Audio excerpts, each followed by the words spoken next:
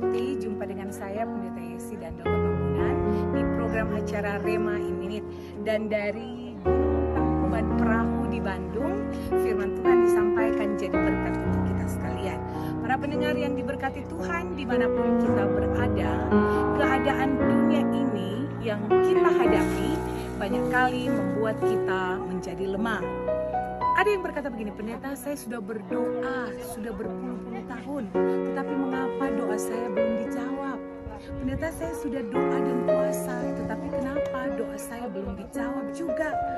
Saudara pendengar yang diberkati Tuhan, mari kita belajar dari kehidupan Abraham. Di usianya yang ke-75 tahun, di tengah kemustahilan, dia sudah lansia, istrinya Sarah juga sudah mati haid. Tapi Tuhan menjanjikan ia akan menjadi bapa segala orang percaya. Dan dia memegang janji Allah. Tapi tidak langsung diberikan Ishak baginya bukan.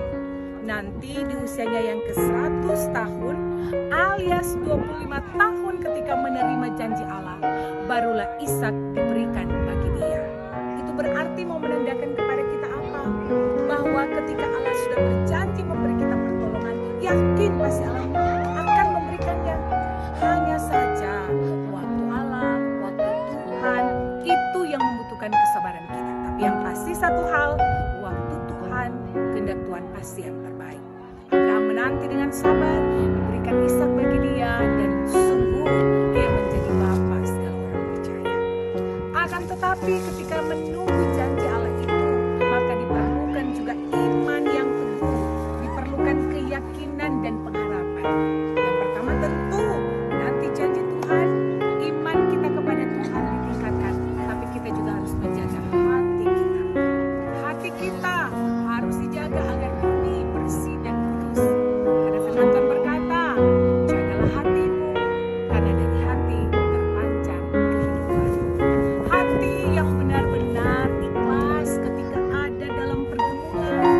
Hati yang benar-benar rela, ya Tuhan saya sedang bergumul. Sebab itu berikanlah hati yang rela untuk menerima. Karena Tuhan Yesus saja menderita, bukan karena dosanya tapi dosa kita.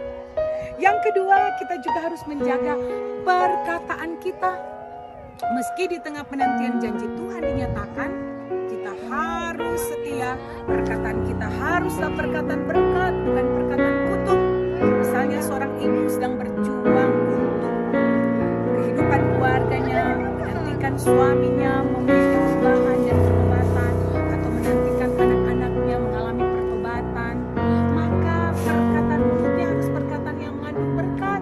Tidak boleh ada sumpah dan kutuk yang ternyata dengan perkataan itu kamu dibenarkan.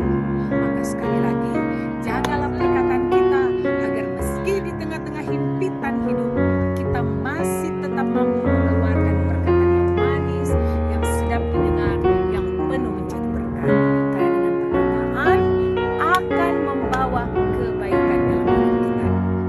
Inilah pesan firman Tuhan, menjaga iman, menjaga hati, menjaga perkataan.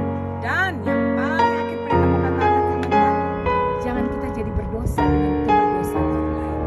Kalaupun kita sedang menantikan janji Tuhan, keadaan sepertinya belum memberi kita kemenangan, tetaplah menjaga kelakuan kita, sikap kita, kekudusan kita, dan jangan kita menjadi berdosa karena keberdosan orang lain.